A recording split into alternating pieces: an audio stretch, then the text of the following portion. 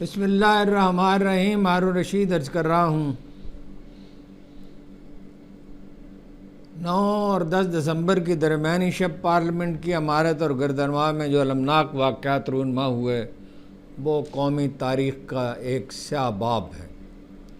وزیر دفاع خواجہ آصف نے جو دفاع کے سوا ہر موضوع پر روانی سے اظہار خیال کرتے ہیں، سنگ جانی کے جلسے کو 9 مئی کے واقعات سے تشبیہ دی ہے اور اس پر ہونے والی کارروائی کو فطری قرار دیا. اس سے حکومتی عزائم کا اندازہ لگایا جا سکتا ہے. کل کی تاریخ شب میں رونما ہونے والے واقعات میں نواز شریف کے گزشتہ دور حکومت میں سپریم کورٹ پر حملے کی یاد تازہ کر دی. جب جسٹس سجاد علی شاہ کو ہٹانے کے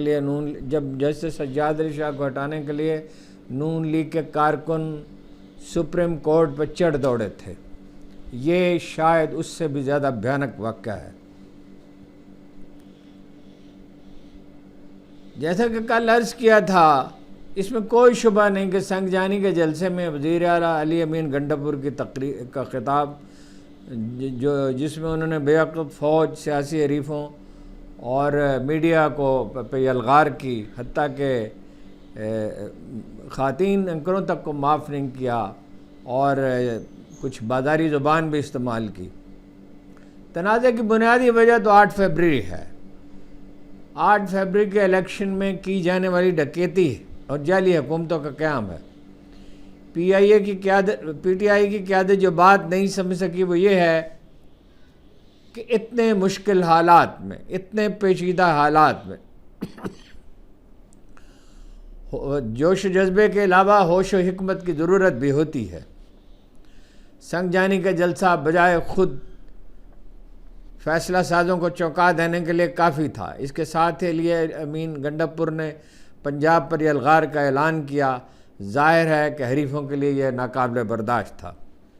محترمہ مریم نواز نے تو کینسر کے مریضہ معمر ڈاکٹر یاسمین راشد سے لے کر ان خواتین تک کو کبھی معاف نہیں کیا جو ان پر نکتہ چینی کی مرتکب ہوئیں. لاہور میں ایک ایسے جلسہ عام ایسے جلسہ عام کا تصور ہی سے وہ لرز اٹھی ہوں گی جو مینار پاکستان پر منعقد ہو اور پنجاب حکومت کی جڑیں ہلا کر رکھتے. پی ٹی آئی کے رہنماؤں کا رنج تو قابل فہم ہے.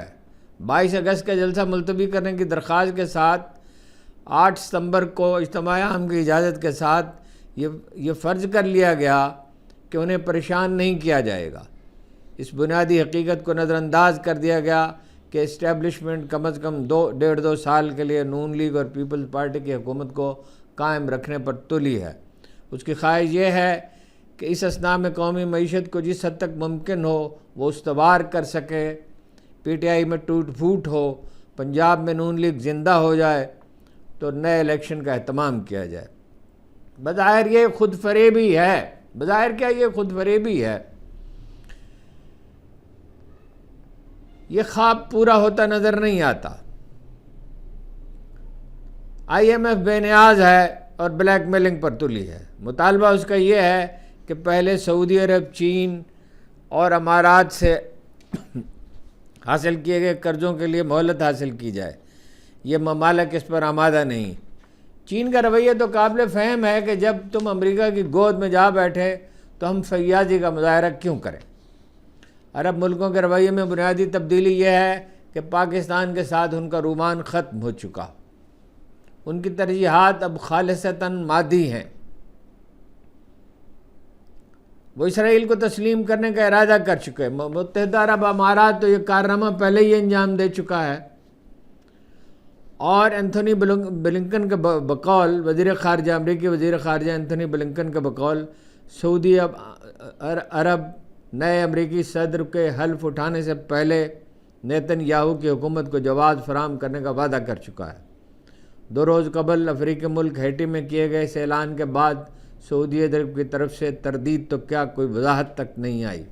سامنے کی بات یہ ہے کہ جب غزہ میں مسلمانوں کے بہیمانہ قتل عام پر عرب ممالک خاموش رہے تو اس کا واضح مطلب یہ ہے کہ سرسری اختلاف کے باوجود وہ عالمی ایجنڈے کبھی کبھار کے سرسری اختلاف کے باوجود وہ عالمی ایجنڈے پر سے اتفاق کر چکے ہیں جو امریکہ کی قیادت میں تشکیل دیا گیا۔ جنرل باجوہ کے دور میں ایک بات بالکل پوری طرح واضح ہو گئی تھی، وہ کہ وہ بھی اس ایجنڈے سے متفق ہیں۔ چینیوں کا ذکر وہ تمسخر کے ساتھ کرتے، فرماتے ہیں ہمارے ٹینکوں میں تو ڈیزل تک نہیں۔ بھارتی دستور کی دفعہ 370 معطل کر کے مقبوضہ کشمیر کو جب وفاقی علاقہ قرار دیا گیا تو اس پر جنرل باجوہ کو ہرگز کوئی اعتراض نہیں تھا۔ اس کے فوراً بعد انہوں نے بھارت کے ساتھ جنگ بندی کر لی اور وفاقی حکومت کو اعتماد میں لیے بغیر کر لی۔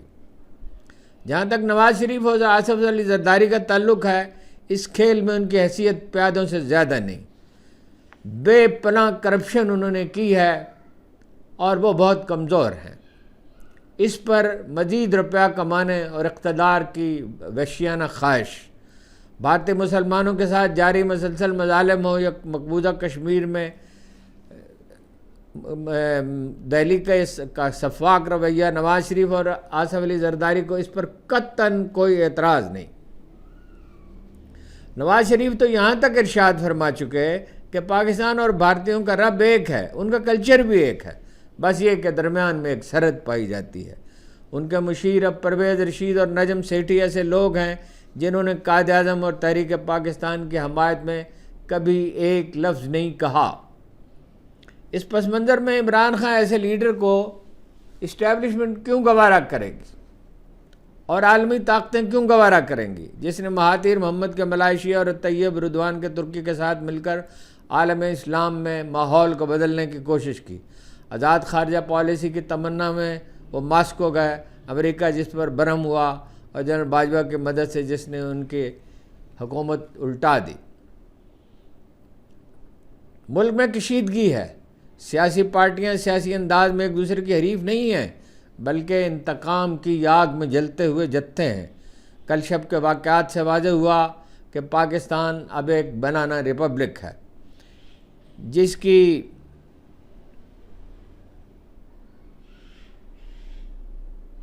لاٹھی اس کی بھینس، جہاں مافیاز کا راج ہے اور جہاں حکمرانی طاقت کے بل پر ہے، عوامی تائید سے نہیں۔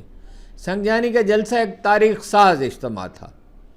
ان بدترین رکاوٹوں کے باوجود، جن سے زیادہ کا اہتمام شاید ممکن ہی نہیں تھا، پی ٹی آئی کے لیڈروں نے ایک بار پھر اسی غلطی کا ارتکاب کیا جو وہ 9 مئی 2023 میں کر چکے تھے۔ فوجی چھاونیوں میں احتجاج کا فیصلہ کافی غور و خوض کے بغیر بنائے گئے اس منصوبے کو پی ٹی آئی کے خلاف استعمال کیا گیا۔ مظاہرین کا راستہ روکنے کی بجائے جو آسانی سے روکا جا سکتا تھا، سرکاری لوگ اس میں شامل کیے گئے، انہیں توڑ پھوڑ کے مواقع دیے گئے، پھر ساری ذمہ داری پی ٹی آئی پر ڈال کر اس پہ یلغار کر دی گئی۔ ایک ایسے معاشرے میں جہاں کرپشن میں لتھڑی پولیس ہر حکم بجا لانے کے لیے تیار ہو، جہاں بدعنوانی کے منشیات کی طرح عادی سیاستدان اسٹیبلشمنٹ کی سرپرستی کے آرزومند رہتے ہوں، یہ ایک مناسب حکمت عملی بہرحال نہیں تھی۔ اس لیے بھی کہ پی ٹی آئی کی صفوں میں کمزور لوگ موجود ہیں اور کچھ تو مخبر بھی، جیسا کہ محمود اچکزئی نے سنگجانی کے جلسے میں جتلایا۔ مقبولیت تو عمران خان کی ایسی ہے کہ بڑی بڑی انقلابی تحریکوں میں بھی خال ایسا ہوتا ہے مگر تنظیم نام کی کوئی چیز نہیں۔ علی امین گنڈا پور نے ایسی کئی باتیں کہیں جو کہنے کی نہیں تھیں، مثلاً عسکری قیادت کے بارے میں ان کا لب و لہجہ اور ہجوم کے بل پر عمران خان کو رہا کرانے کا اعلان۔ وفاق اور پنجاب کی حکومتیں جعلی ہیں اور آخر کار انہیں ڈھہ جانا ہے۔ پی ٹی آئی مظلوم ہے، بلیک میل کر کے اس کے لیڈر پارٹی سے الگ کیے گئے، اس کے ہزاروں بے گناہوں کو گرفتار کیا گیا۔ چیف الیکشن کمشنر ایک کارندے کا کردار ادا کر رہے ہیں اور چیف جسٹس انصاف کی فراہمی سے انکار کرتے ہیں۔ سول سروس سرنگوں ہے، وکلاء تنظیموں کو رام کر لیا گیا ہے، میڈیا نے پتوار ڈال دیے ہیں اور اس کے اکابر کشکول اٹھائے سرکاری اشتہارات کے طلبگار رہتے ہیں۔ خیرہ کن عوامی تائید میں کوئی شبہ نہیں، مگر حکمت عملی پی ٹی آئی کی مؤثر نہیں۔ جوش و جذبے سے بھرے ہوئے لوگ اپنی شجاعت اور قربانیوں کے لیے داد کے مستحق ہیں۔ حیرت انگیز بات یہ ہے کہ 9 ستمبر کے ممکنہ سرکاری اقدامات کا وہ اندازہ ہی نہ کر سکے۔ کبھی وہ بھڑک اٹھتے ہیں اور کبھی بجھ جاتے ہیں۔ آج ایاز صادق ایسے اسپیکر کے چیمبر میں انہیں سرکاری ارکان سے ملاقات کی کیا ضرورت پڑی تھی؟ قرائن یہ ہیں کہ اسپیکر کو تو اعتماد میں لے کر ہی کل کی کارروائی کی گئی۔ ارکان اسمبلی کے ساتھ فریقین نے 16 ارکان اسمبلی کے ساتھ بے نظیر بھٹو نے نواز شریف کو تگنی کا ناچ نچا دیا تھا۔ اس کے باوجود کہ وہ اور ان کے شریک حیات آصف علی زرداری مسلمہ طور پر کرپٹ تھے، اس کے باوجود نواز شریف کو انہوں نے کبھی سکھ کا سانس لینے نہ دیا۔ مقرر عرض ہے کہ جعلی حکومتیں برقرار نہیں رہ سکتی۔ ان کی ناکامی نوشتہ دیوار ہے، معیشت کو وہ سنبھال نہیں سکتی، بلوچستان اور پختونخوا کی صورتحال کو بہتر نہیں بنا سکتی۔ آخر کار عمران خان سے مذاکرات کرنا ہوں گے، آخر کار نئے الیکشن ہوں گے، مگر جنگل میں راستہ تلاش کرنے کے لیے نعرے بازی کی نہیں، سلیقہ مندی، بردباری اور ریاضت اور اہتمام کی ضرورت ہوتی ہے۔ سب سے زیادہ اہم یہ کہ صورتحال کا پوری طرح ادراک نہیں کیا گیا۔ ایک ذریعے کی اطلاع یہ ہے کہ مولانا فضل الرحمان کے صاحبزادے اسد محمود نے ایک نجی ہوٹل میں آج محسن نقوی سے ملاقات کی۔ آج کی ہے یا کل کی ہے یہ ذریعے نے نہیں بتایا۔